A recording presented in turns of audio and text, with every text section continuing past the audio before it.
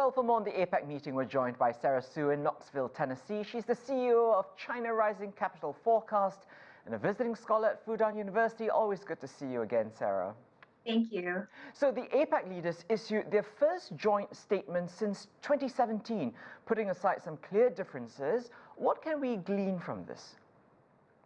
So it was a positive outcome. I think that many leaders expressed their willingness to make a clear statement about engaging in free trade, particularly after the effects of COVID-19, which have ravaged not only the US and Europe, but also Asia.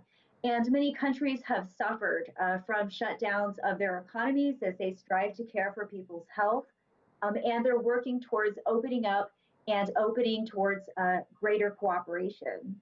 As you mentioned, one of the missions of APEC is to create a free trade zone that links these economies on both sides of the Pacific. But do you actually see that happening anytime soon? I mean, the leaders say they're committed, but the reality a bit different sometimes. I think that they really are committed to free trade. The U.S., it's not really clear what direction the U.S. is going to go in per se with the new administration coming in. And so that may be difficult to gauge. But it certainly does look like many people are tired of unilateralism and are more interested in multilateralism. Certainly it seems that China has taken the stage in terms of becoming the center of many free trade agreements, most recently RCEP, which allowed many countries in the Asia Pacific to work together. And so I think there will be an increasing movement towards free trade once again.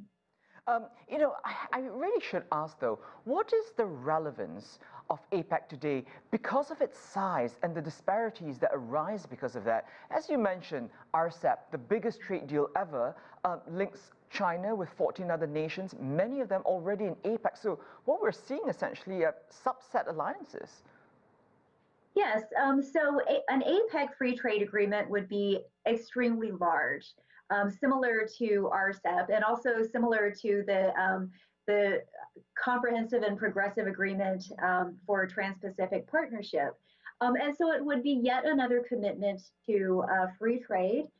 Also, there seems to be a movement towards higher standards. While RCEP did not work towards higher standards per se in terms of protecting labor rights and the environment, certainly this looks like something that could be done with an APEC free trade agreement. And so it could be quite useful. In fact, we know that these countries carry out 50% of the world's trade. And so it would be extremely consequential for them to enter into a free trade agreement. So before we get there though, Sara, President Xi just said on Friday that China would consider joining the successor to the Trans-Pacific Partnership. How significant is that? That's quite significant, particularly because the U.S. Dropped out of the talks after Donald Trump took office. And so if the U.S. continues to stay out of that agreement, it would somewhat isolate itself from the rest of the world in terms of free trade. And I think that that's something that will reduce the competitiveness of the United States, and it will also continue to elevate China as the center of the forces of globalization.